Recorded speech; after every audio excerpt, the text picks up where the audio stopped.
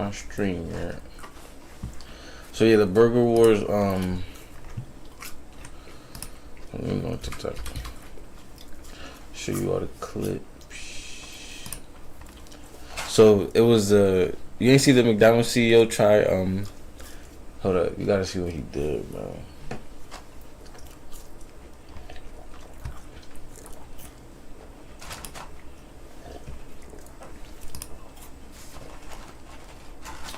I think one move slow as hell today, bro.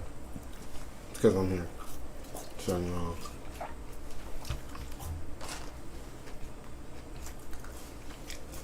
I swear, every time I come here, something with your technology. I think it's my aura. So,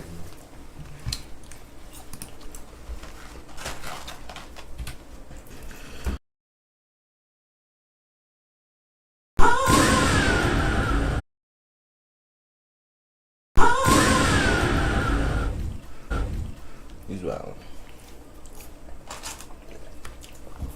He's wild.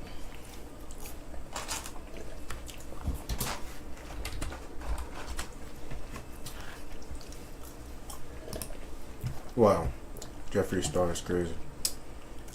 Yeah, that's. I haven't. See, I got logged in. That's not my account. I got logged in. Now it's crazy that he's the first TikTok ring that pop up though. Yeah, very. I look up McDonald's CEO. Well, yeah, why is Jeffree Star there? Hold up, whoa.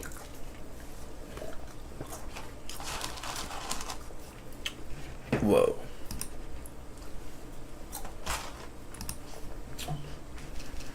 Hold up. Did I have to delete this TikTok account?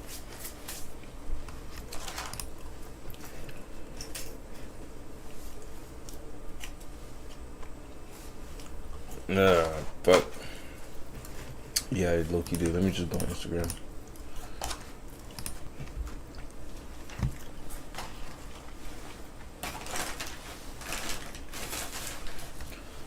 Should take it, man.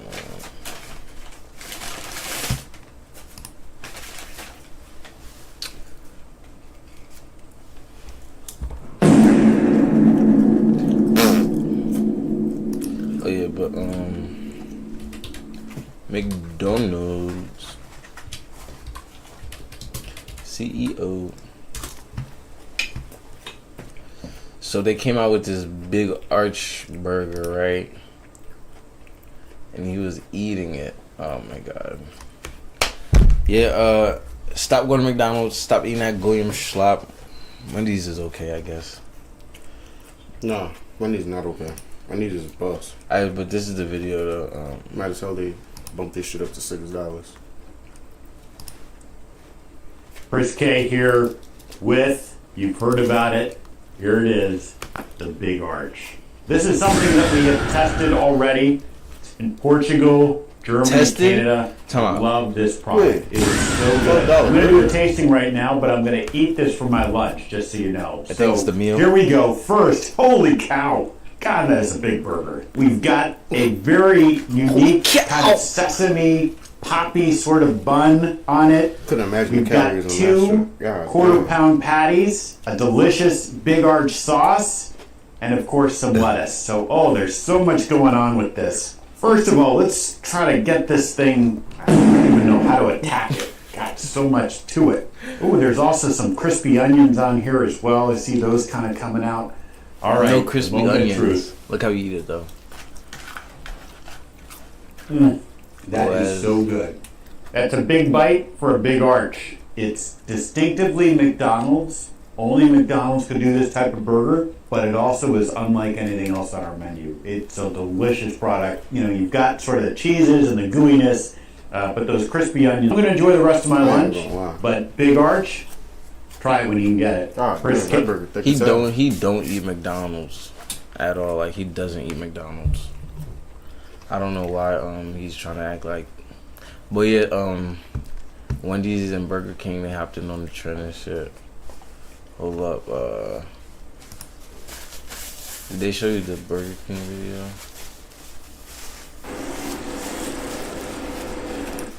Oh, let me see the full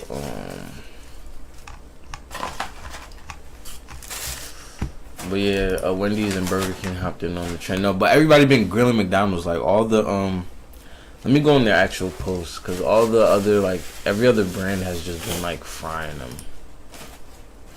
Who doesn't fry McDonald's now, dude?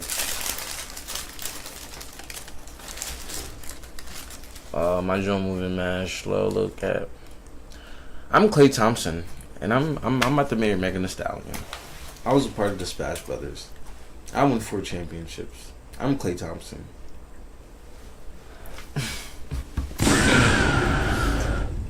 Yo, light skin game. I really don't. Hold up, sidebar. I don't know why girls go on this like podcast with this nigga. They be wildin', but hold up. Actually, let me just watch this real quick. Fuck this shit, load them ass slow. Yeah, her titties big as hell. On a scale of 0 to My 10, fault. This horny ass nigga, yo.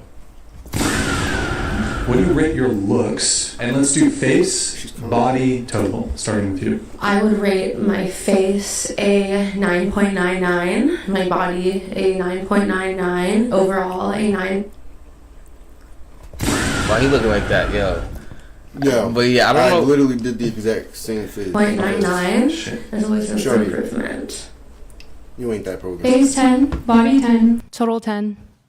I think highly of myself, but I don't want You to should. get exact rating. How about this? You think you're a 9? It depends. I'm different that from you guys. He actually thinks I'm a 10. I think I'm You'll be above awesome. average attractive for sure. 8 face, 8 body, 8 overall. 8.5 She is an face. Humble. 7, can I choose 7? 7, 6 body. And Yo, why then you- overall 8. 5 face, 4 body, so like 4 But like, You underrate yourself She's a little calm, too. bit. 9 face, Eyes 8 mid. body, 8 overall. She's mid. She's a mediocre. I would say 4 for my face, 3 for my body, maybe like Wait, she said she's a 3.5 3? overall. Okay, Yes. what about you? She's My humble. body's Yeah, more you like a like 6. If I really put my mind to it. But no. I'm good.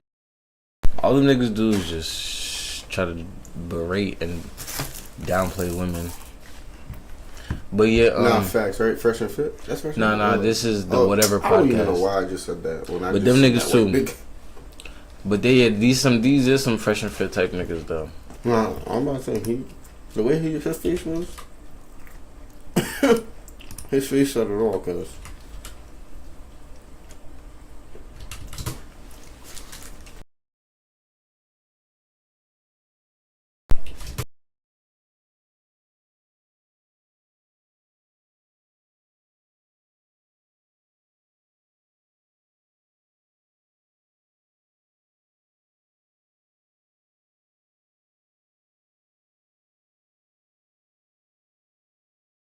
I drink a lot of juice.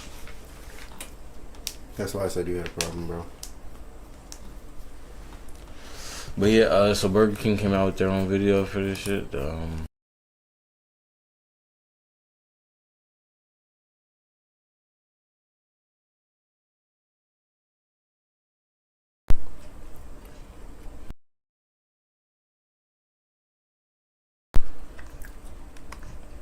I don't think it's on here. Hold up, where is it?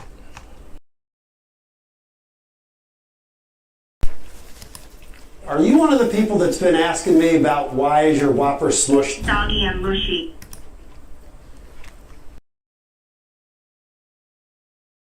This is their response to the whole shit.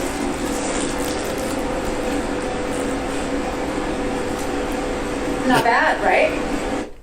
Only one thing missing. A napkin. Nigga said, "Why eat like a clown when you?"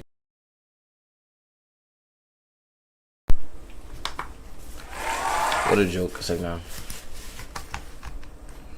but yeah, stop eating that glam slop. No more McDonald's.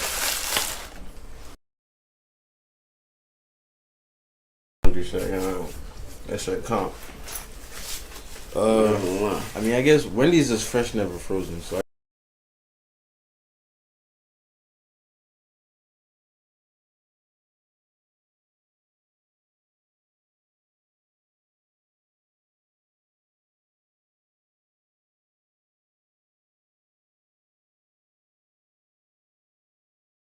nah, I used to. I had to get it somehow. I ain't never worked. For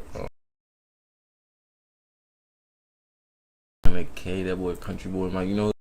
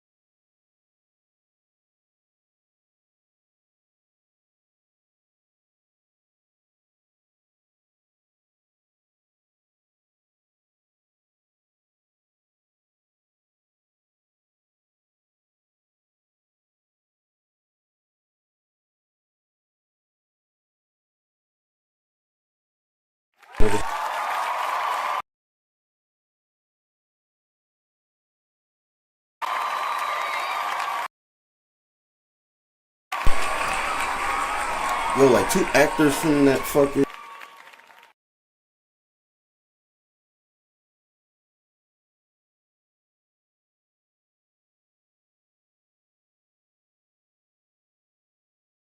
This is so. Oh, nigga.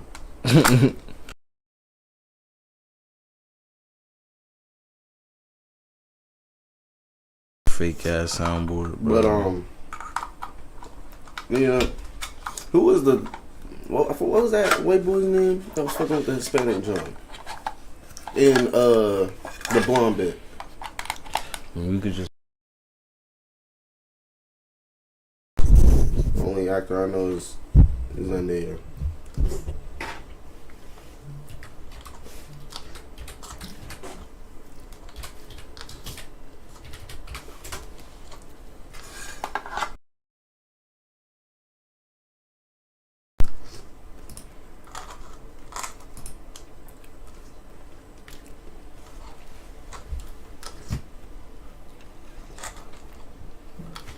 I ain't gonna lie. 2026. Alright. 2026 might be peak for like entertainment, dog. I'm not even gonna lie.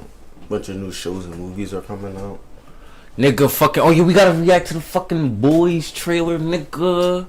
There's another Boys season coming out? Duh, nigga, the last one. Season 5. Nah, bro. That's what I'm saying, bro. Did you watch fucking, Gen V. No, I ain't gonna lie. That's what it leads up to, right? Nah, Gen V's the kids show. They've been in between seasons. It started like in between seasons 3 and 4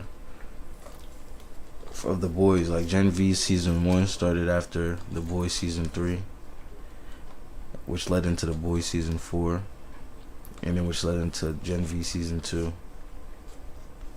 which about to lead into The Boys season 5. But yeah, fuck, we didn't look up Euphoria. Now Euphoria was alright. I fucked with it. Now everybody was on it. Like remember fucking 13 Reasons Why. Oh my god, when that shit dropped, that shit was like crack in the 80s. 13 Reasons Why. Everybody and their moms was talking Yeah, about it. oh my I ain't gonna lie. god. It was probably easier to pull hoes back then, cause all the hoes. Augustine, I think his name is Augustine. No, oh, that's the director. Wait, am I bugging? That is the director's nigga. The cast right there. Damn, I can't fucking see. Oh, Angus. Sydney Sweeney. That was her name. Angus. She's still alive. You're bugging. But, No. I know that nigga. But yeah, he's the one that died. Angus. That nigga Fez. No, my nigga Fez. yeah, I know. What's But that? nigga, Storm Reasons, bitch? I think it was that nigga. Wait, no, that nigga. Who? He died? Wait, click on him. I can't even see his face. Yeah, I was about to say these pictures on that little. No, it wasn't that nigga. Wait, click on. Oh no. Wait, no. Augustine. Wait, scroll to that nigga. Augustine. You mean Angus? No. Wait. Oh my god. Who else died? Who else? Wait, click on that nigga. Is that him? Coleman? Click on him, nigga. This I one? can't see his face. This black guy right here. No. Oh, he's black? I can't see. Dominic or Coleman? You don't know. Bro. Hold on. Let me see this shit. Oh, this nigga. Yo. Yeah, That nigga's passed up. I seen that shit. Yeah, bro. I'm like, damn, another one? Oh, yeah, he did. Nah, yeah, he was, what's his name? Dad. That's what I'm saying. The dad of that nigga. That white nigga that fucked that nigga. Died at 53, though. Yeah, bro. That shit was crazy. Yeah, he died recently, nigga. Not last month, or not even last month. 3 weeks ago. No, I think last week. Not February 19th. Nigga, last week. Nigga, that was Nigga, it's, 2 weeks ago, nigga. That was, nigga. yeah, Nigga, February, there's only 28 days in February. kind of forgot about that. But yeah, a couple weeks. Close enough, nigga. Recently, though. It's not recent, but yeah. Somewhere. What's her name? Noam. Christy Noam. She was the secretary of what was she, bro? She was the secretary of the U.S. Department. So these niggas 8 days ago, I think, no, this is what happened. So they created a government entity, right? A government entity to take money from U.S. taxpayers, basically. Like they formed the company or whatever, right? The government company. And then 8 days later, they signed a contract for $143 million. Taxpayer dollars.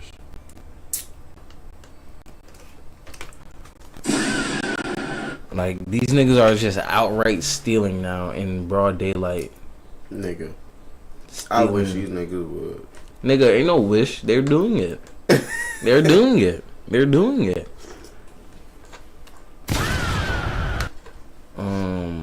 Let me see if I can find the Niggas go video. out that. Government.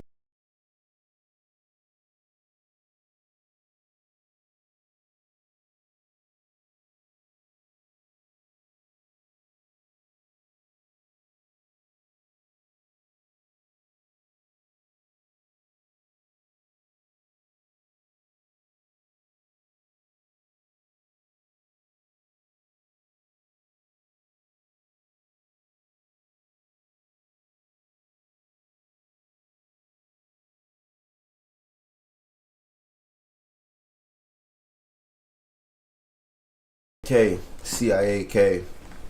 Yeah. Yeah, I ain't gonna lie. Hold on. Because Oh, you no, go ahead. I'm dead ass because, bro.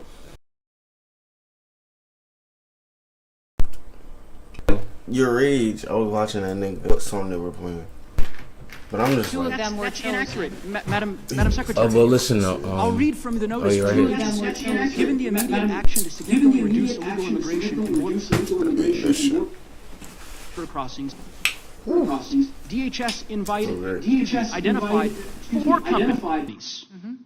4 of the hundreds of thousands of companies in the United States. You identified 4. One of those is this safe.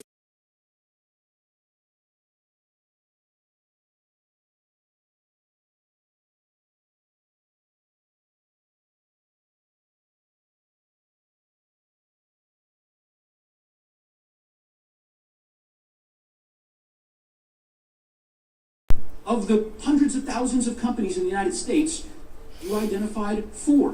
One of those is this Safe America Media company. Where is Safe America Media headquartered? I don't know. I don't know either, Madam Secretary. We can't find it. We can't find a website. We did find an address that's registered for this company. Do you know where that address is? Is there a problem with this contract? I'll Because tell you was about done it. according to Madam law. Secretary, It the was done by your address is officials. registered to a It political was operative. dollars that were spent Madam Secretary, the company, inform and then I'll give you an people opportunity to that respond. The company is registered to a political operative in Virginia. Do you know, just by way of example, whether this company that received $143 million in taxpayer dollars, has it ever That's your done work money? for the government Our before? money? I don't know. I can't. The answer is it has not. And do you know why we know that? Because it was incorporated 8 days. 8 days before this contract went out. You want the American people to believe that this is all above board? Yes, that I- $143 million of taxpayer money just happened to go to this one company that doesn't have a headquarters, doesn't have Shit a website, started has 8 never done days work for the ago, federal bro. government Like, before, and when is that registered contract- apparently or attached when that to money a came out, residence or when they of got a that political money, operative. the And of company course, was one of the created 8 subcontractors days of that before that contract, shit. as you know, is a political firm that's tied to Hey, you back when you were governor of South Dakota. The reason why I ask these questions yeah, I ain't is gonna that lie, this bro. is taxpayer money. Taxpayer And money. You know what I'm He's saying? not about to take my bread, bro. I don't know this for a fact. I still gotta file my Senator taxes. Tillis noted I'm wild. yesterday the way in which your agency is blocking the Inspector General from 11 different investigations that it. But yeah, bro, they just playing and niggas.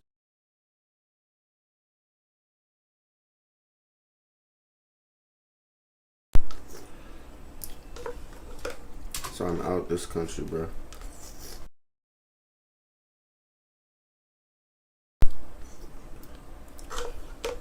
Finna move to Egypt.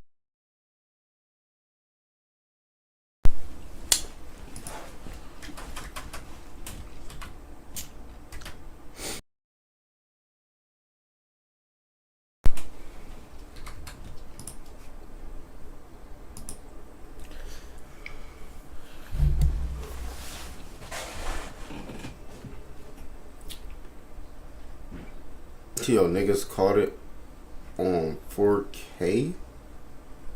Bro, we in the age, we in the digital age, bro. No, but it's These niggas just laughing.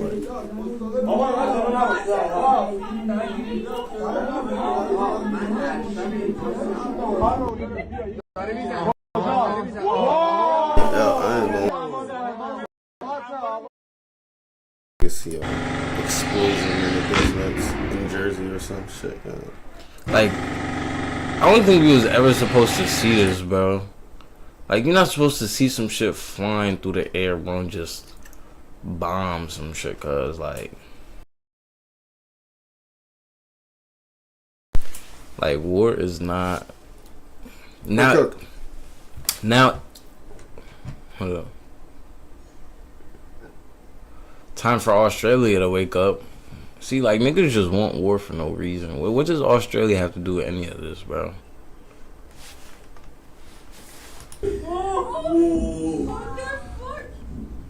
Hold on. میبینی صدا انفجارشو؟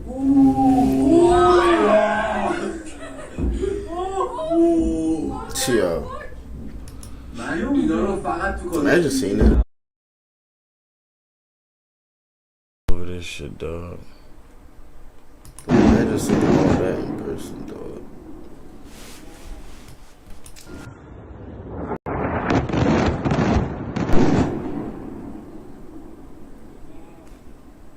Yeah.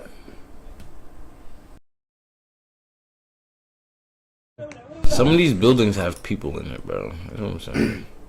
No, real life. Don't matter who bombing who, bro. Niggas be violent.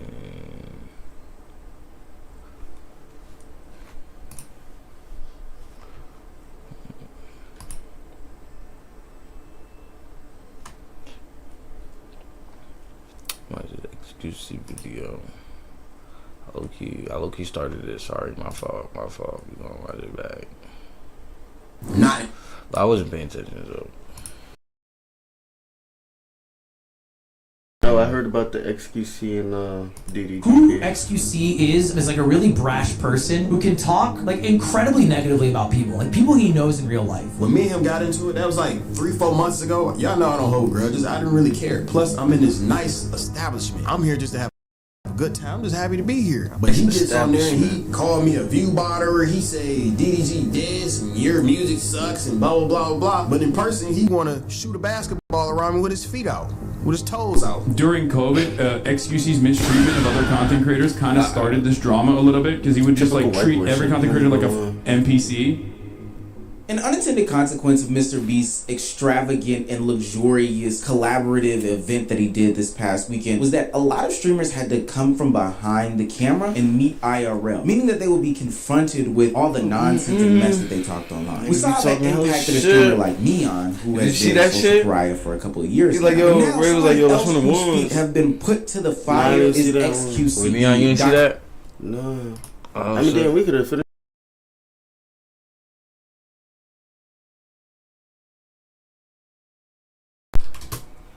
That nigga Neon just be testing niggas gangsters, bro. Cause it was like some pre.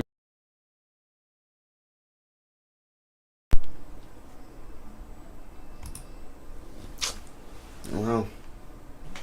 I didn't know that was your body, RKB. So, Don't do it. Where's the video? But.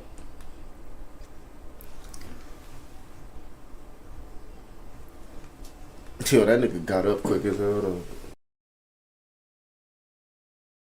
But like I said, bro, I can get us M's to box. I can get us M's to box. Ray was like, yo, do that shit right, yo. He's like, yo, what's up right now? I would wash that nigga in But like I said, bro, I can get us M's to box, bro. M's. In your pocket, in my pocket, I knock you out. We call it a day. I'll box you for free right here. What? Let's run the ones. What? He said, word. Ones? What's up? Word, let's run the ones. Fuck. Gloves? Nah, run the ones. Bare hand, come on. Bare hand. Yo, that nigga was regular Freddy, nigga. That nigga said, "Now put your dukes up." Okay, I was at it. Bro, he We could can't easily get Mr. chip Beast area. I gotta make sure it's in. It's cool, but actually, bro, I can get us a bag. Okay. Would you be down? I can get us a bag. Nah, I won't buy you a bag. I'll buy it for free. Okay, so let's do it for free. Let's set it up. No, real shit. Give me a time, date, get us a gym. Bro, that's easy. If you don't want to stream, we don't gotta stream it. Just do it. That's easy, bro. 2 gloves, friendly, spar. Friendly? No, ain't no friendly. No, that's what you gotta say legally. That's what you gotta say I legally. want to see somebody die over there. Okay, then you're dying. Okay. Yeah, it's gonna happen. You down to make it happen? Hey, yo, this nigga Ray weird. No, Look at testing this gangster, bro. Oh, shit. You're fried. I'm very fried on that. Oh.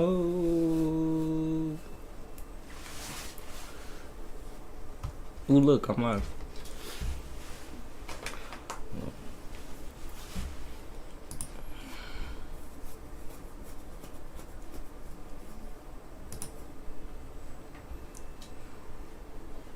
Not in my liking. He's not. establishment. I'm here just to have a good time. I'm just happy to be here. But he gets on there and he called me a view botter. He say DDG this and your music sucks and blah blah blah blah. But in person, he wanna shoot a basketball around me with his feet out, with his toes out. During COVID, XQC's mistreatment of other content creators kind of started this drama a little bit because he would just like treat every content creator like a NPC. An unintended consequence of Mr. Beast's extravagant and luxurious collaborative event that he did this past weekend was that a lot of streamers had to come from behind the camera and meet IRL, meaning that they would be confronted with all the nonsense and mess that they talked online. We saw how that impacted a streamer like Neon, who has been a social pariah for a couple of years now. But now somebody else whose feet have been put to the fire is XQC, the Dr. Jekyll and Mr. Hyde of the streaming world. I don't know why Ludwig phrased it like that. Several streamers pointed out how XQC is different online versus in person. Not only to me does this expose something about XQC himself personally, but it also exposes a secret in the streaming industry that a lot of people do not understand. If you're new to this and you haven't already, please hit that subscribe button. It goes a long way for this community. Trust me, I'm gonna work for that subscription, but please be generous and drop it. Now, back into the video. You see, the thing about commentating online in the comfort of your home and racking up a bunch of money is that you can say whatever you want and you don't necessarily have to face the consequences and repercussions of your actions. You can make whatever claims, you can call people whatever names, you can do all these different things, but as long as you are protected by a screen, a comment section, and a fan base that loves you, then nobody can really give you any pushback. And XQC has a history of this, just like any other streamer, and we'll get to that in a second. But when met in real life at the Mr. Beast event, hey man, it's time to nut up or shut up, and shut up. XQC is like Jekyll and Hyde, because who XQC is on stream is like a really brash person who can talk like off cuff, like incredibly negatively about people, like people he knows in real life. Like he says actually some really like mean about people he knows in the real world, and then you meet him in real life and he treats the person who is online saying those mean things as a different person, and he's like really sweet in real life. And I'm like, weren't you just like talking crazy But I think his brain is so corrupt, he views it all as content and not legitimate. A good old-fashioned switcheroo is what Ludwig is claiming that XQC does. He says these things online that seemingly hurt people's feelings, but then when he gets in person with them, it's nothing more than just content. And I do think that there is a level of understanding in this game, once you get into it, that things that are said on this camera can be for entertainment purposes. If I jump out the window and say somebody like Legend of Winning sucks and I hate his guts, well, in real life, that's my brother, and I'm always gonna love him, and people should understand that I'm probably trying to get people riled up, you know, for the clip, essentially. So a part of me does understand that and agrees with XQC and his explanation about it. Chat, I think it's why I have an easy time, like, not holding grudges until I'm jacked to fight me IRL, because he cheated and fucking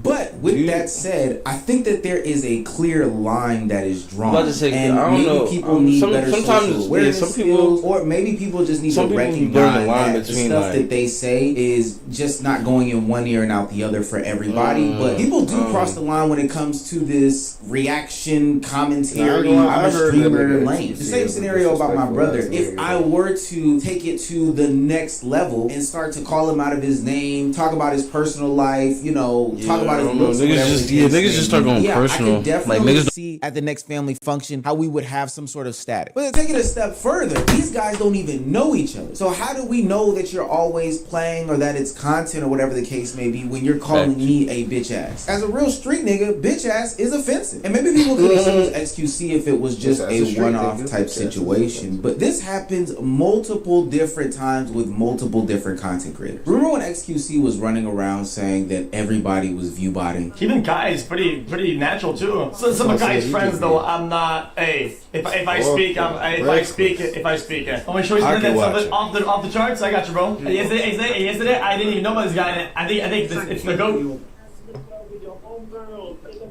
This guy might be the GOAT. He's just doing it better. 1K next day, 800. Next day, 8K next day, 60K. That's the GOAT. Then 20, 30, 20.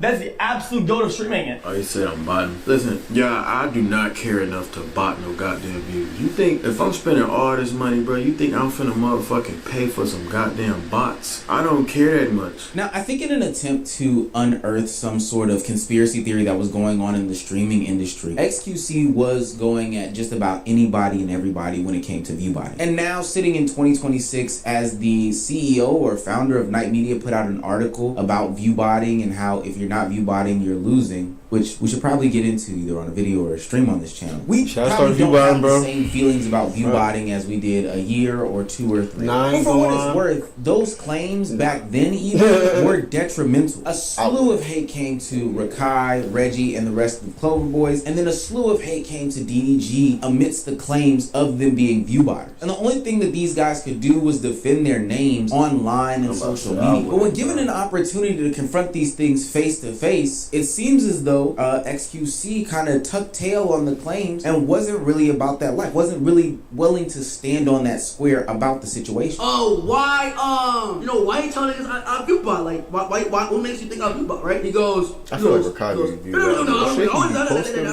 Oh my god. I wouldn't say that, bro. I wouldn't say that at all, bro. I wasn't saying that at all. I was just saying, in the honor, like the shit. I'm like, niggas speak. All you niggas can say, motherfucking. I stutter. XQC is not somebody that I would ever look at and be like, that was my first time seeing him in person. Mind you, when me and him got into it, that was like 3-4 months ago. Y'all know I don't hold grudges. I didn't really care. Plus, I'm in this nice establishment. I'm here just to have a good time. See, I can't be acting like a nigga. I'm not gonna press XQC and try to fight with him in front of all these streamers and all these corporate people and Mr. Beast and all of this and come in here and be ghetto. I'm professional when I need to be professional. XQC is obviously not in my liking. He's not my friend. He hates on me for no reason. I don't talk about him. Prior to him talking about me, I've never spoken about this man. But he gets on there and he called me a viewbotter. He say DDG this and your music sucks and blah blah blah blah. But in person, he wanna shoot a basketball around with his feet out, with his toes out. So I'm like, bro, this man like me.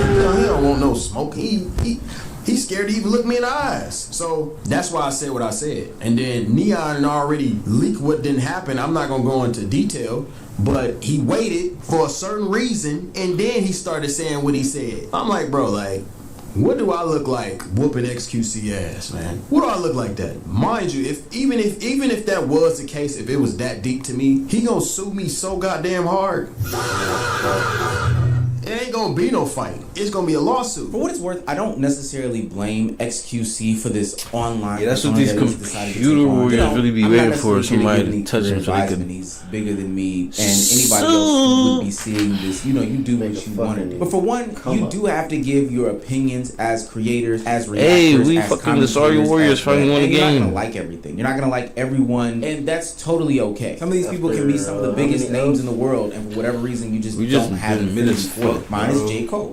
For whatever reason, I'm not the biggest fan of J. Cole. And there shouldn't be anything wrong with that. With me saying it, with me feeling it, or whatever the case may be. But if it's one thing that I'm not gonna do, is get into a situation after I've said all these things about J. Cole online, where I am in real life with J. Cole, and then go to dap him up, try to play basketball with him, get some shots off, show him my mixtape. That would be very fake of me. Especially if I was doing personal attacks. Attacks on people's character, like saying that they're viewbotters, saying that they're broke, saying they don't spend time with their children, etc., etc. I think DDG put a real nice point in it, saying that XQC felt like an IRL hater, like his biggest IRL hater coming to fruition and seeing him in real life. Especially because he did that one video where he sat down with his biggest haters and confronted them. It was a lot of rah-rah online, and then when they got in person, the stories and reasoning just kind of fell apart. Kind of like a chihuahua, just barking without a lot of bite. People also have to understand that content creators are artists, and they see everything. Why? Because they have communities out there that send them stuff. Or if a good title or thumbnail comes around the block, it gets sent out to them, or they check DMs, or all. They just see everything about them. Trust me, I've been in situations in which my commentary videos have gotten to other content creators, and they have either iced me out, cussed me out, or tried to have a stern talking to with me about the content that I make on this channel, me giving commentary towards them. Whether it was good, bad, a misunderstanding, or whatever, they see that shit and they feel it. And this is just me with 131K subscribers subscribers. Hit the button, it can be more. Imagine if you're one of the biggest saying these things. They're going to see it, and people's audiences are going to pitch one another against each other. Oh yeah, bro, you can't be in real life and kick it with me and try to skate with me. Now, instead of XQC going home and addressing these things head on, saying, hey, this is probably a character that I play, or there's nothing wrong with giving opinions, I don't know, giving some sort of middle ground, he kind of validates everyone's claims about him. He goes home, closes that glass door, and gets to barking again like a little dog.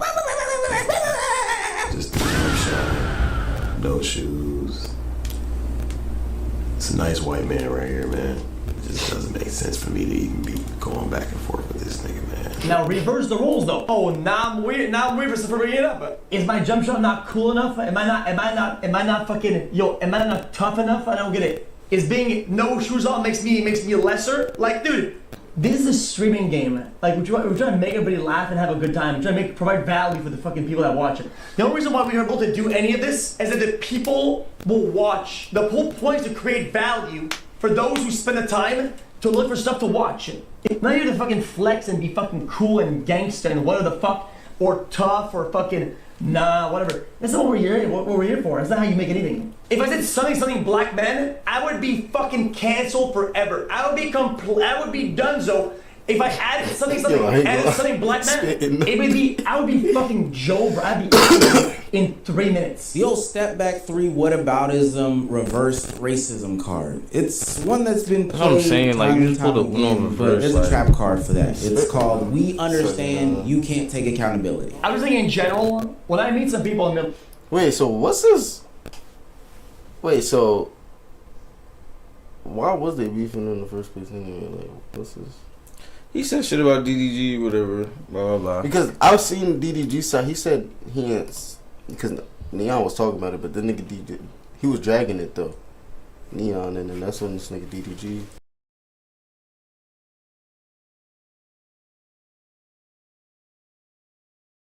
I mean, even Ludwig though, it's not just DDG though. Like, multiple people say that, bro. This nigga XQC be yapping on the net, bro, but get around niggas. Shooting B-ball with his toes out. Case may be, acknowledge some of the...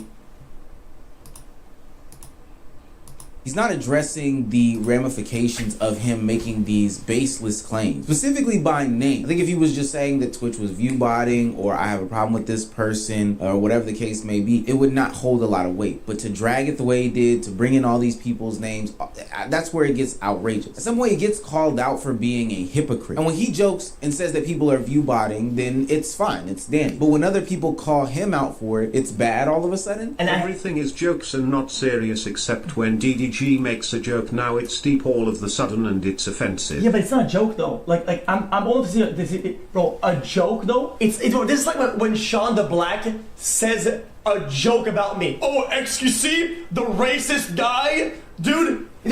That how is it a joke? That's just fucking brain dead. Like that's just like what a stupid fucking take that is. Like how is that a joke? It's just trash. And then he says, oh no, I'm backing away from that, and then he does it again and again and again. It's literally his shtick. Every fucking couple days, he tweets about fucking this is racist. This guy's oh yeah. He thinks about everybody being racist when there's not even a hint of racism in anything he posts about. The guy sees the fucking ghosts of the fucking KKK moving around like a schizoing fucking clan leaders walking around or some shit. Like what the fuck's going on, man? Dude, like relax. Not everything is racist. Like, Christ, man. Y'all notice how XQC went with the race card again? Cause I feel like XQC say a lot of shit on stream I don't like, but in his head it's like, oh, it's just a clip, or oh, it's just this moment I feel like you're being a this. So when I see you in person, it's not that deep, I don't care. But the others are like, yo, gang, that's not how I move, gang. You talked about me, I don't. Okay, then then we can't be friends, I guess. If you're somebody who can't take a light fucking jab that everybody laughs and it creates some content. If you cannot make content, call it a light jab. You should call it a light jab, but nigga might think it's a real full-on uppercut. Then I think you're a bad streamer. One, if you cannot take a small jab for fun out of left field, then I think you suck at making content. Then I don't really give a shit. I mean, it is what it is. I think shots out of everybody. Niggas will call that light jab a big ass hook. Why you swing on them? And then they look at you crazy and be like, bro. Nigga, you just uppercut it. You just tried to uppercut niggas. Not no little jab. I take this as a nigga, you just threatened my life. First off, why are you talking shit on the net in the first place, bro? Talking about niggas. I mean, that's how nigga, how do you think they stay with the viewers? That's the shtick. Gotta stay relevant.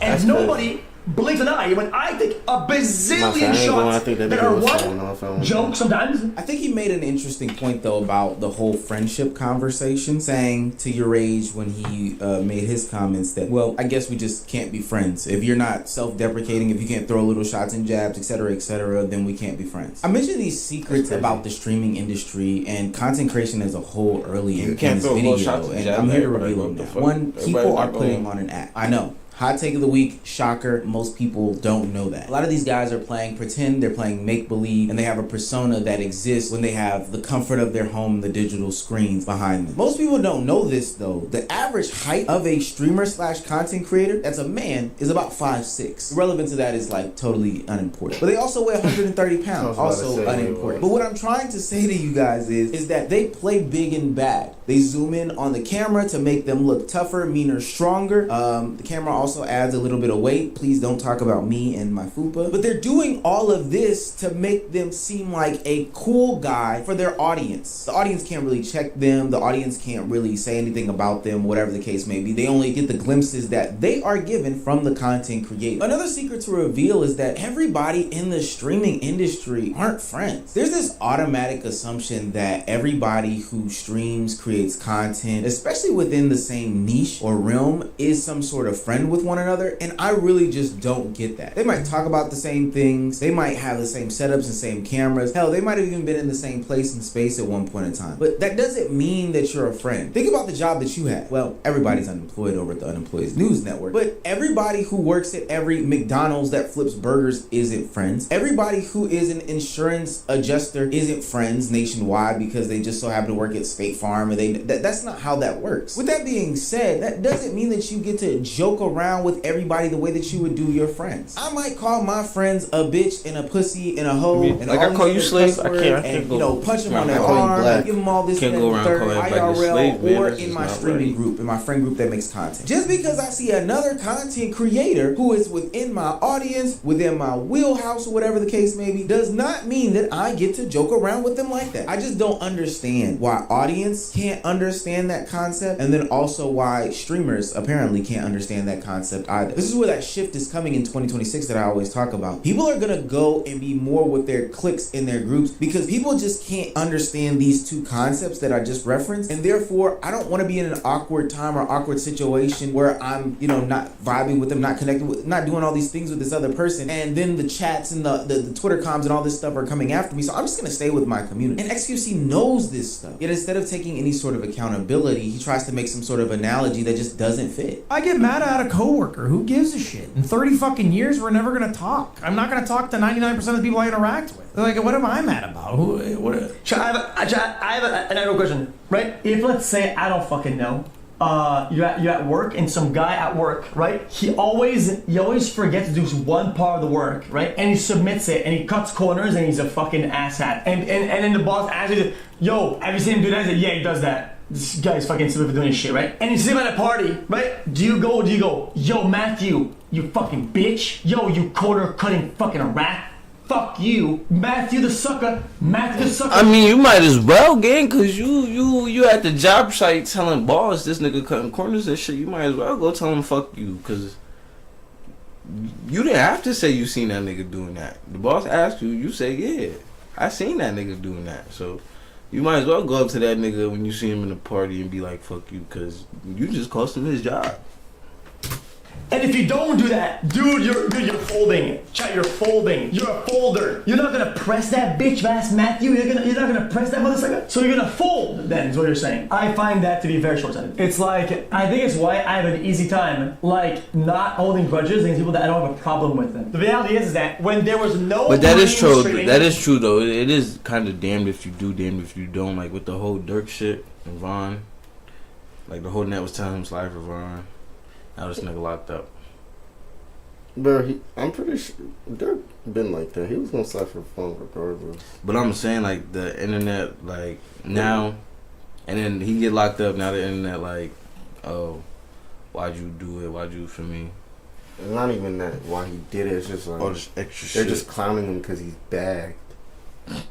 Like he ain't coming home. Be like, yeah, now look at you, like, oh, shouldn't have slid for Vaughn. Da, da, da. So that is the one thing about the viewers, though, or the problem with the audience, because the audience will do that. Damned if you do, damned if you don't. Nobody was soft. Nowadays, everybody is just so soft. It's like soft noodle. Soft noodle. I don't. Yes, it says you. Streaming isn't soft because you can't get your jokes off with people that aren't friends with you. And also, that analogy about the coworker situation is totally baseless. It doesn't fit. Nobody's saying that you have to run down on them IRL and remind them of your tape. But if you do get approached about your opinion IRL, you should be able to stand on your opinion IRL. If J. Cole comes and asks me in the comment section or at DreamCon or whenever I would see J. Cole, I don't know where, maybe playing basketball in the streets or whatever the case may be. Hey, do you think that I am, I don't know, number 3 out of the big 3 between him, Drake, and Kendrick? I would say yes. Why? It's not a problem to say yes. Like, there's nothing wrong with standing on your opinion. But the fact that you don't is the reason why people have problems with it. So now you're talking about the streaming industry is soft and that you can't be friends with these people. But honestly, XQC, I can almost guarantee you that people wouldn't want to be friends with you, especially saying as to how you ruined friendships in the past. My generation, like, no longer collaborating with one another and no longer having a sense of community with one another, I would say was XQC's mistreatment of other content creators kind of started this drama. Like, treat every content creator like a fucking NPC. This man actually needs help. I'm not. Somebody's gotta check in and just sit and. Are you okay? Yo, Hassan.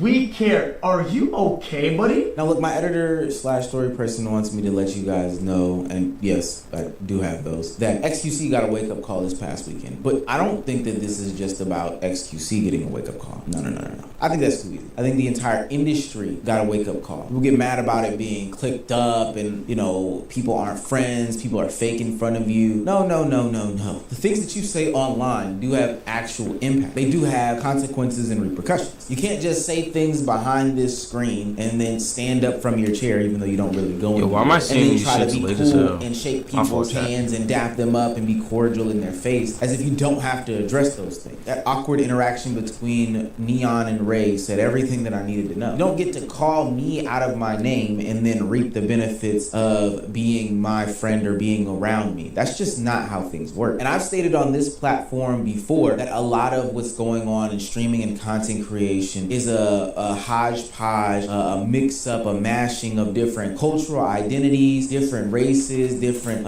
religions, different societal norms or, you know, customs or whatever, being forced together for the sake of the bag. People that would never ever collaborate were collaborating simply due to the fact that they knew that they could run up some sort of viewership. But I'm here to tell you that that is no more. Every single day we're seeing people section off and faction off because they just don't want to deal with the nonsense and BS. Sure, we could run up a bunch of views by hanging out with this dude, but last stream some drama just on with the gorilla mask eventually unfold. I'm not gonna stream lie. he had on some dude that was calling black people a hard R and they were laughing at each other. Last stream he did talk about my mother and say that she had knock knees and gap teeth. But then when I ran up on him in real life because we both shop at the same Walmart or Target when I was in South Florida, he was on hush mode. I don't want to deal with that anymore. The industry is saying they don't want to deal with that anymore. Everything that you do in real time has bigger consequences. And so the two-facedness that XQC and other streamers have is being broadcasted and casted out right now. Just watch what you say online, gang. You never know who's watching. Dead ass. That's like, you know, What you want to do is save hundreds when Liberty Mutual customizes your car insurance. That's great, but can you ask your friend to stop digging into the green? I can ask, but he's not going to. Only pay for what you need. Liberty, liberty, liberty, liberty. Stop it. Bro, my shit ain't see this shit, bro? The new NBA contender that everyone is ignoring. Now, in the NBA community, we always trying to figure out who exactly is a true title contender on a year-to-year basis. And there is one number that consistently produces a pretty accurate depiction of what it means to be a title contender, and that number is net rating. Now, net rating is nothing more but a team's offensive production in contrast to their defensive production on a per 100 possession basis. But that number in and of itself, if you finish top 5 in the league, will consistently show you who at bare minimum will make it to the conference finals. And if a team's net rating is high enough, it is almost guaranteed that they will win a championship. And that threshold is a plus 10 net rating. In NBA history, there have only been 14 teams who have had a net rating that is higher than 10. Of those 14 teams, 10 of them went on to win a championship, 11 of them made the NBA Finals, and 2 out of the 3 teams that didn't make it that far existed in the exact same season where another team also had a net rating of plus 10. And this is one of many reasons why so many people believe that the Oklahoma City Thunder have a really good chance of repeating this season, as they are on pace to once more put their name on the prestige list that is plus 10 net rating. However, there is another team that's going under the radar that many people are not aware of that also is performing of these heights, and that team are the San Antonio Spurs. Charlotte recently, they've been amazing, but this video is about San Antonio. I don't want to mucky up the waters. Now, many people may sit there and think to themselves, Halo, you're being very disingenuous, because I'm on Basketball Reference right now looking at their numbers, and even though, yes, they are a very impressive 44-17, and even though, yes, they are top 10 in both offense and defense, and even though, yes, they do have a top 5 net rating for the season, it's still not a plus 10 net rating like you are claiming. But be very mindful that all of those numbers include a stretch of season early on where De'Aaron Fox was unavailable that then followed another stretch of absence from Victor Wembanyama. And even when Wemby came back, he wasn't even 100%. He was coming off the bench in minutes restriction. However, recently, when everyone has been available, the Spurs have been nothing short but dominant. In the last 13 games, the Spurs have a record of 12-1. They are top 3 on both sides of the floor, and they have a net rating of 14. Yeah, they beat 14. That degree of dominance is on par with MJ's Bulls and last year's Oklahoma City Thunder. Of those 12 wins, 11 of them came consecutively, and if you want to argue that this sample size is too small, we can extend it over the last 20 games, and again, they still have a net rating that is north of 10. And a huge reason why I'm so confident in my stance about San Antonio in contrast to a team like Charlotte, even though I am going to make a video about Charlotte because there's a lot of conversation that need to be had about LaMelo Ball and what they're doing out there with the Hornets. But the reason why there's a difference, in my opinion, between what Charlotte is accomplishing in contrast to what San Antonio is doing is because San Antonio, they are beating legitimate teams. Recently, they've beaten playoff teams like the Toronto Raptors and the Detroit Pistons. If we were to then extend the stretch of games even further, they have impressive wins against the Minnesota Timberwolves and the New York Knicks. But more importantly, the San Antonio Spurs have beaten OKC not once, not twice, but 4 different times. 4! So now, of course, it is now begged the question, are the San Antonio Spurs really a title contending team? And the only way we're going to have an honest answer to that question is if we have an honest dialogue around the Spurs. And so, of course, that then leads us to Victor Wembanyama. At 22 years of age and only in his 3rd year in the NBA, Wemby has somehow exceeded the lofty expectations that many people, including myself, continue to place at his feet. So far this season, he's averaging nearly 24 points per game, 11 rebounds, nearly 3 assists, and also nearly 3 blocks, which leads the league. And sure, these shooting splits certainly don't stand out to you, especially the 3-ball and the volume that comes along with the amount of threes that he takes. Wemby certainly get closer to the basket, but when you take into consideration how many jump shots Wemby attempts on a game-to-game basis, these are more than respectable shoots. How do you guard this, bro? Look at what this nigga just did. How many jump shots Wemby attempts on a game-to-game basis? These are more than respectable shoots for someone who's still trying to find out. Yo, this shit is not real, bro. This nigga's game. However, when it comes to Wemby, the reason why he is so impactful isn't necessarily because of what his ceiling potentially can be. It's because how ridiculously high his floor is. Even during games where Wemby isn't shooting the greatest or isn't having that much impact offensively, as we all know, on the defensive side of the floor is where he really makes his mark and has his impact lasting, even when he's not blocking shots. We can go on and on and on clips and numbers across the board that that proves that Wemby is one of the most impactful defenders in the NBA this side of Tim Duncan and Hakeem I thought they Olajuwon. invited me. But the thing that really stands out to me is what Wemby has looked like over the past 13 games when everyone has been readily available and healthy. Over these last 13 games, when Wemby is on the floor, the Spurs have an offensive rating that is nearing 125 territory while having a defensive rating that is sub 100, which of course results in the Spurs dominating the minutes that Wemby is on the floor, and it's not even remotely close. But when Wemby's off the floor, they become significantly worse in practically every category and start losing those minutes. They go from a historically dominant team when Wemby's on the floor to losing team when he's off. Again, we can go on and on and on who Wemby is as a defensive player. We all know it. It's the reason why even when he's having a bad offensive game, he's still hyper impactful just on that side of the floor alone. However, what's much more interesting and fascinating is who Wemby has been offensively over the last 13 to even 25 games. And I'm going to be honest with you, from a sheer box score perspective, but even watching him play, he hasn't really been all that impressive. Sure, some of the things that Wemby does on the floor won't really show up in a box score rather than some impact metrics, especially when he's diving to the basket and opposing teams are sending 2 to 3 bodies at him at the rim to prevent him from getting a lob or an easy bucket. And so this then allows other players to get quality looks from 3, in particular Devin Vassell or Champagnie, who both are on a ridiculous shooting streak over the last 12 to 13 games. So yeah, that certainly won't show up on the box score. However, what does show up in the box score are the inabilities of who Wemby is as a player, and I think way too often we get caught up on this idea of how Wemby's supposed to play or who he could be based off of his highlights rather than what he's actually producing. But as you can clearly see, Wemby has not been that impressive in the last 20 to 25 games. Quite frankly, his shooting splits would look much worse if it wasn't for how dominant he was in the first handful of games to start this season. And a huge reason for this is because how flawed of an offensive player Wemby is. Wemby struggles with opposing teams' wings who are ultra aggressive. He has yet to really piece together a go-to move in a half-court set, and he settles for way too many jump shots. Again, Wemby, get to the basket, and that's certainly concerning for a team that's heading into the playoffs with increasingly expectations to make a deep postseason run, and we all know you have to do something in the half court, and if Wemby doesn't look that good, it does get a little shaky. Now you may be asking yourself, well, Lo, if that's the case, why are you making this video? And a huge reason why I am is because I want it to be known that Wemby can look that bad offensively, and yet they could still produce a north of 120 offensive rating within these handful of games when everyone is healthy and available, because it's not just Wemby. I think one of the biggest mistakes that we do in the NBA community, time in and time out again, is that when a team is winning, we just default say the best player.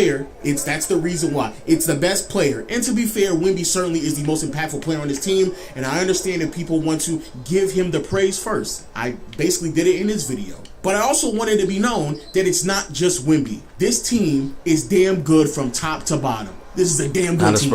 It makes absolutely no sense that this team should be this good this early on throughout many of these players' careers, especially because De'Aaron Fox has only played a handful of games with a bunch of players who've only been in the league for like 2 to 3 years. They should not be this good. So yes, Wemby is amazing, but even when he struggles, they still win these games definitively, and it's because of everyone else. First, you have De'Aaron Fox, who for the season is averaging 19.6 assists, nearly 4 rebounds, while shooting 48% from the field, 35% from behind the arc, and almost 77% from the free throw line. Now, to be honest with you, these numbers also don't really pop out at you whatsoever. Actually, I would love to see a little bit more aggressiveness from De'Aaron Fox. I do believe he does a solid job at table setting, and comparative to the other guards on his team, his production is much more consistent on a night-in to night-out basis. But I would also like to argue that De'Aaron Fox not being the ultra-aggressive guard that he once was, like in Sacramento, I think is by design. Fox spends a lot of times off-ball, in the corner, roaming around, cutting to the basket, things that clearly do not maximize who he is as a player, but things that also allow other players to grow and mature, and I think that is the brilliance of what's happening in San Antonio.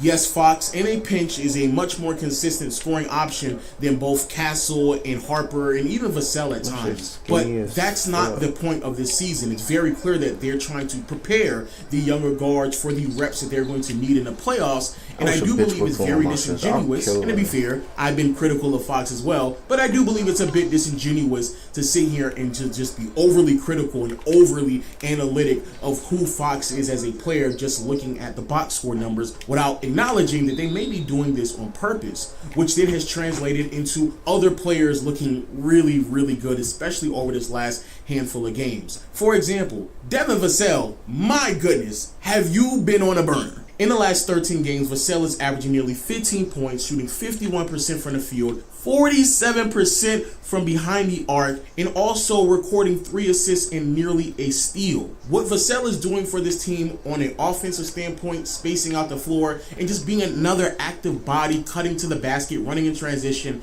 cannot be understated, especially of a team that has a bunch of guards that can go in and out from 3 from time to time. And the floor spacing is certainly needed when you're trying to give Wemby enough adequate spacing to organize himself and operate and try to be the impactful player on the offensive side of the floor. Champagnie has very similar impact in these regards as well, as he's shooting 38% from behind the arc on 6 attempts, and Keldon Johnson can come in, fill in some gaps here and there, and knock down the 3-point ball as well. Stephon Castle is taking real strides as a second-year guard, averaging nearly 17 points, 7 assists, 5 rebounds, and again, shooting splits don't really jump out at you, especially the 3 ball, but he makes up for it on the defensive side of the floor because he can really, and I do mean really, put the clamps on a lot of players. The things that he did to Cade Cunningham a few games ago, it was terrifying. He had Cade Cunningham, someone that many people are pushing for league MVP, on Rikers Island. He couldn't do a thing. It was actually very impressive to see Castle, for multiple possessions, single-handedly just shut Cade Cunningham down repeatedly over and over and over again.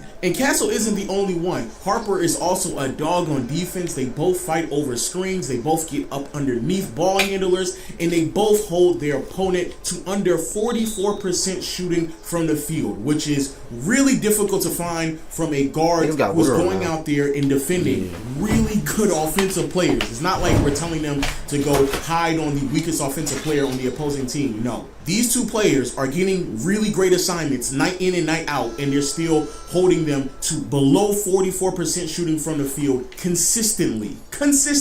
So, with the historically high defensive floor that is easily obtainable thanks to Wemby's impact, alongside with the ridiculously high offensive ceiling that isn't that far out of reach thanks to the shooting of a Devin Vassell and Champagnie, the dynamic play in the backcourt thanks to De'Aaron Fox, Stephon Castle, and Dylan Harper, and all the connective pieces that really put things together. A hustle and glue guy in Keldon Johnson, Luke Cornett, a solid interior presence defensively, and then you have Harrison Barnes, who, if he doesn't disappear in the playoffs, he also can space the floor out and hustle for you in transition as well. I'm not gonna lie, it's kind of hard to deny the fact that this team really is a true title contending team. My intuition is always telling me that you need some experience, and I don't like the way that Wemby plays offensively from time to time, and down the stretch of some games, they're going to need someone to step up, and I've already seen De'Aaron Fox, I've seen him just not show up when it's needed, and that's why I always have questions about the addition of Fox and the amount of money that they're paying him, and at the end of the day, it is going to come down to Wemby closing out some of these games that they're going to need him in playoff settings, and I just have not seen him do it consistently enough to where I can rely on them to go out there and win a championship. I just don't see it. But the numbers certainly point in this direction, and it also points in a direction that maybe they don't even need it. Again, this team is so great defensively, especially when everyone is healthy and available, that they can just win off of their sheer defense and offensively do just enough to beat the opposing team pretty consistently. It doesn't really matter if they're going up against like the Pistons or OKC, Minnesota Timberwolves. Like, they can hang in there with a lot of teams just off of defense alone and offensively stumble their way into 105 points. Like, they can do that pretty often. And the numbers back this up as well. Again, I wanted to make this video once we got a large enough sample size of when everyone is healthy, in particular Wemby and Fox. And when those two are on the floor with Vassell, Champagnie, and Castle, they have a top 5 net rating in the NBA. Shout out to the Hornets. Trust me, we're going to make a video about that soon. But the numbers are pretty undeniable. But I would love to see what the team will look like in the playoffs and throughout the rest of the season, because I do think they have a really good stretch of shooting. Nah, like, this is like NBA player right here, though. Like, I mean, 2K player. My player. Made in the My Player lab, bro. You know how you go in the settings in 2K? Nigga. It's a creative player, bro.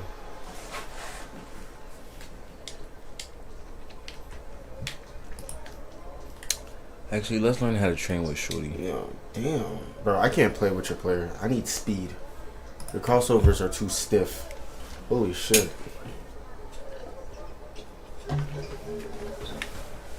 Let me see how you play with this nigga. These niggas sold the game like anything. Whoa, looks like you're backing up a bit here. Okay, Luke. Wan? Is there a little Wan in the house? Like, and then these niggas are doubling. Love Like, to get involved with everything. Luann going once. Progressive can't protect you from becoming your parents, but we can protect your home and auto when you bundle with us. Sorry. Luann.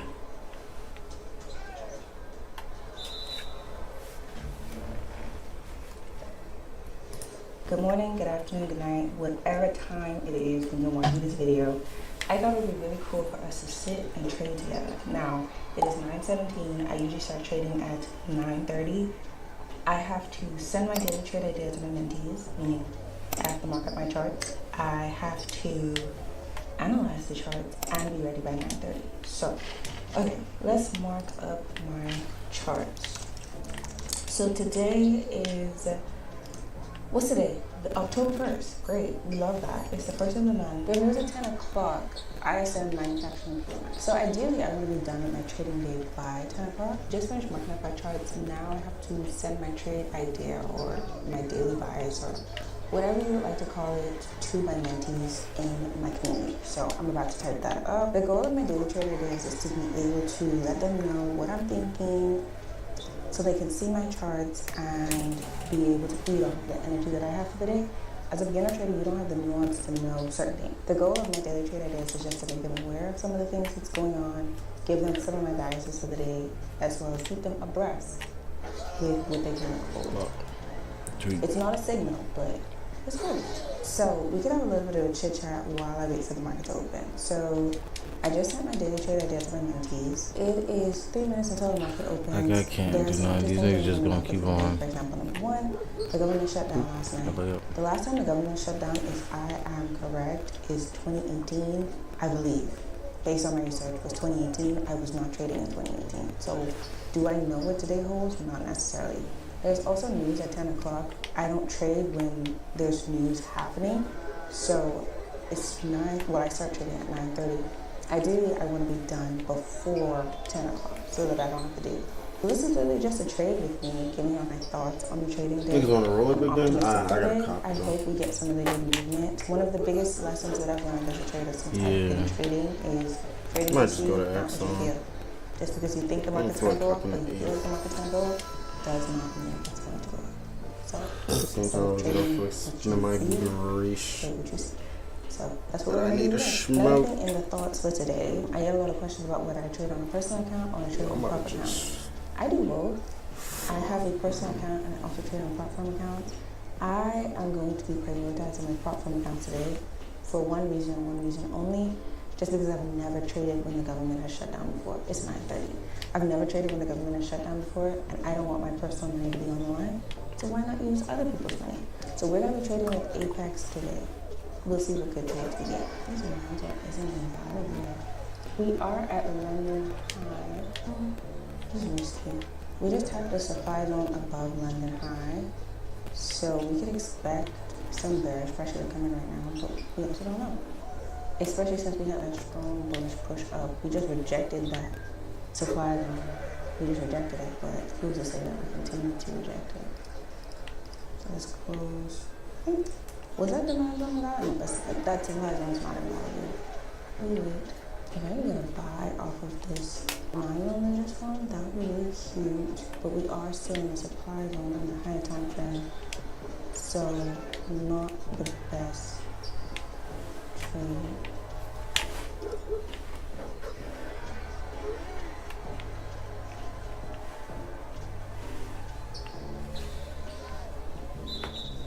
Now we just need to replicate that on this account. I just made $2,000 on that previous account. We just need to replicate that on this account. I need to delete that supply zone. I'll walk up through the buy trade I took, but let me mark it up and send it to my mentees to tell them what I just took. Now we are getting some